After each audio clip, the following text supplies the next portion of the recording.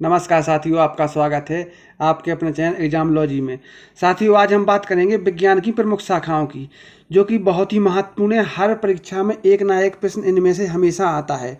साथियों, विज्ञान की शाखाएं होती हैं जैसे कि जंतु विज्ञान हुआ, बरीकी हुआ, ठीक है, वनस्पति हुआ या अन्य शाखाएं हुई।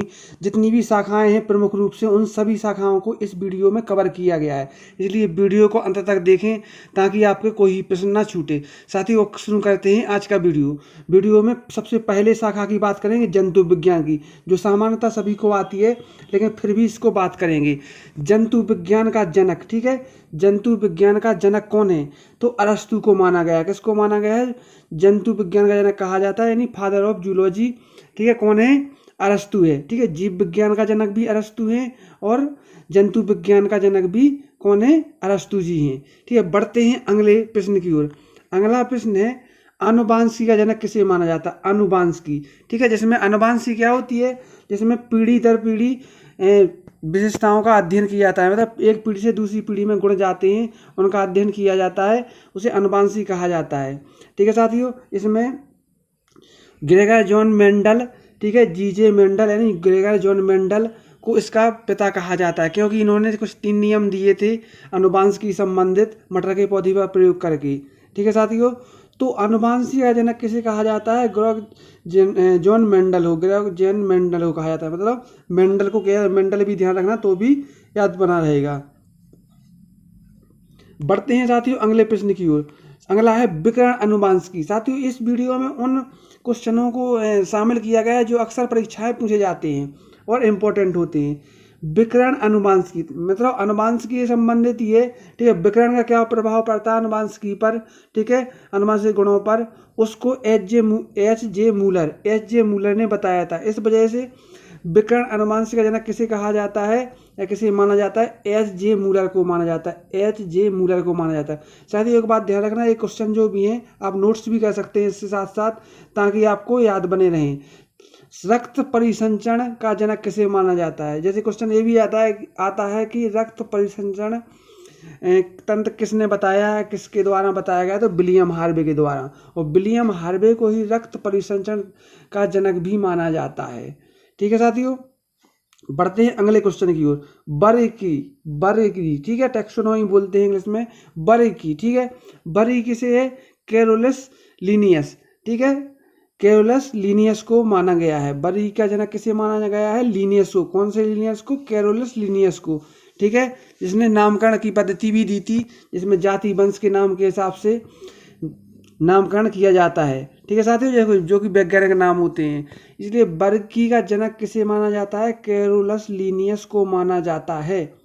साथियों, वीडियो अगर पसंद आए तो लाइक करना और चैनल को सब्सक्राइब अवश्य कर लेना, ताकि आपके प्रश्न, आप सभी प्रकार के प्रश्न जानकारी और परीक्षा संबंधी जानकारी, अन्य प्रश्न भी आपके पास सबसे पहले पहुंच सकें। आधुनिक अनुवांशिकी का जनक किसे माना जाता है?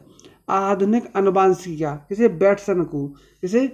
वाटसन या बैटसन को माना जाता है। आधुनिक अनुवांशिकी का प्रश्न पूछा जाए तो क्या बताना है? बैटसन नाम बताना है। ऑप्शन में बैटसन पे चिन्ह लगाएंगे। आगे बढ़ते हैं आधुनिक शारीरिकी का जनक किसे माना जाता है? आधुनिक शारीरिकी का जनक किसे माना जाता है?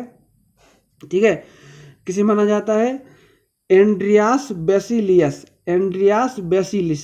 ठीक है, आधुनिक, ठीक है, मॉडर्न शारीरिकी। ठीक है, तो किसे माना जाता है? एंड्रियास बेसिलियस को माना जाता है। जीवाणु विज्ञान, ठीक है, जीवाणु विज्ञान किसे माना जाता है? जीवाणु विज्ञान, ठीक है, रॉबर्ट कोच को माना जाता है। किसे? रॉबर्ट कोच को माना जाता है जीवाणु विज्ञान। ठीक है, बैक्टीरिया साइंस के मामले में।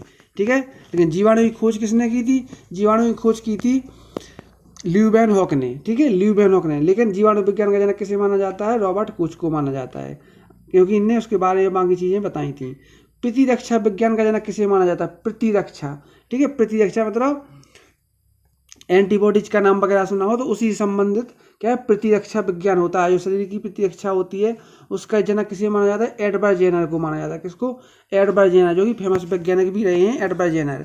ठीक है, बढ़ते हैं आगे अगले प्रश्न की ओर बढ़ते हैं। अगला प्रश्न, जीवाश्म विज्ञान का जनक किसे माना जाता है? लियोनार्डो दा विंची को माना जाता है। बढ़ते हैं अगले प्रश्न की ओर। अगला प्रश्न है आधुनिक भ्रूणकी, इंपॉर्टेंट है।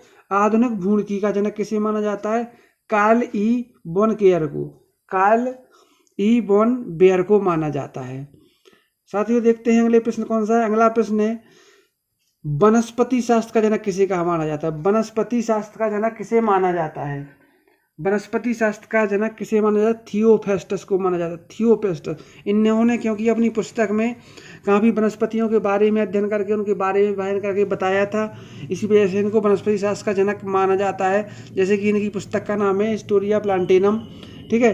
तो वनस्पति शास्त्र का जनक कौन है, थियोफेस्टस है। आगे बढ़ते हैं पादप रोग, पेड़ पौधों के रोगों के विज्ञान का जनक किसे माना जाता है। H.J. बटलर। कौन है, H.J. बटलर को माना जाता है। बढ़ते हैं अगले प्रश्न की ओर। चिकित्सा शास्त्र का जनक, ये भी कई बार परीक्षा में आ चुका है। चिकित्सा शास्त्र का जनक किसे माना जाता है। किसे माना जाता है, हिप्पोक्रेटिस को। हिप्पोक्रेटिस को माना जाता है, ठीक है साथियों। बढ़ते हैं अगले प्रश्न की ओर। अगला प्रश्न है उत्परिवर्तनवाद। उत्परिवर्तनवाद का जनक किसे माना जाता है। तो उत्परिवर्तनवाद का जनक माना जाता है Hugo de bridge. Hugo de bridge ने उत्परिवर्तनवाद का सिद्धांत भी दिया था। जैसे शरीर में कोई पीढ़ी दर पीढ़ी, अगली पीढ़ी में या किसी पीढ़ी में कोई स्पेशल अंग या कोई अलग सा गुण निर्मित हो जाता है तो उसे उत्परिवर्तनवाद कहते हैं। उत्परिवर्तन हो जाता है मतलब नया अंग बन जाता है। तो उत्परिवर्तनवाद का जनक किसे माना जाता है, ह्यूगो डी ब्रिज को माना जाता है। साथियों बढ़ते हैं अगले प्रश्न की ओर। अगला प्रश्न है माइक्रोस्कोपी जनक किसे माना जाता है। माइक्रोस्कोपी का जनक यानी सूक्ष्मदर्शी का जनक किसे माना जाता है। तो ये माना जाता है मार्सेलो मेलपिजी को। मार्सेलो मेलपिजी को माना जाता है, इस बात का ध्यान रखना है, ठीक है। अब बात करते हैं सूक्ष्म जैव की, ठीक, मतलब छोटे जीवों का जनक किसे माना जाता है, लुईस पास्चर को। लुईस पास्चर का, जिसका आपने नाम सुना हो पास्चर वगैरह में, ठीक है। बातें हैं आगे जीरोंटोलॉजी। जीरोंटोलॉजी का जनक किसे माना जाता है, वेरी इंपॉर्टेंट। जीरोंटोलॉजी का जनक माना जाता है व्लादिमीर कोर्नेचेविस्की, ठीक है। कौन है, व्लादिमीर कोर्नेचेविस्की। जीरोंटोलॉजी में अध्ययन किया जाता है बढ़ती उम्र के, ठीक है, मतलब वृद्धावस्था का अध्ययन किया जाता है। जीरोंटोलॉजी मतलब बढ़ती हुई उम्र का अध्ययन किया जाता है। अब बढ़ते हैं अगले प्रश्न की ओर। अगला प्रश्न है बैक्टीरिया फेज का जनक किसे माना जाता है। बैक्टीरिया फेज यानी जीवाणु भोजी, इसे हिंदी में क्या कहेंगे, जीवाणु भोजी कहते हैं।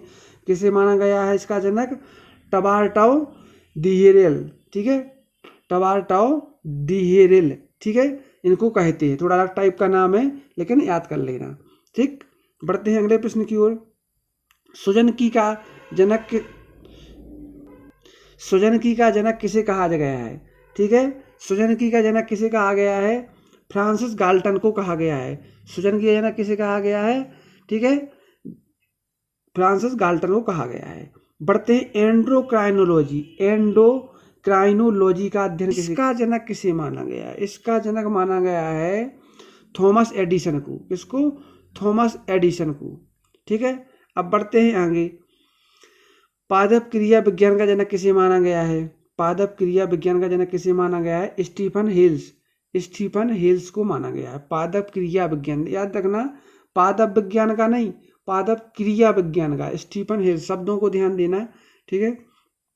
तो साथियों ये विज्ञान के महत्वपूर्ण शाखाओं के जनकों के नाम थे जो कि अक्सर परीक्षाएं पूछे जाते हैं। इनको आप या तो नोट्स कर लेना, एक दो बार वीडियो को देख लेना ताकि आपको अच्छे से याद हो जाए, ठीक है। वीडियो पसंद आया तो लाइक करना और चैनल को सब्सक्राइब कर लेना ताकि आपके पास इस प्रकार की संरचना, साइंस की जानकारी और अन्य जानकारी, परीक्षा संबंधी जानकारी, ठीक है, आपके पास सबसे पहले पहुँच सके। वीडियो देखने के लिए धन्यवाद।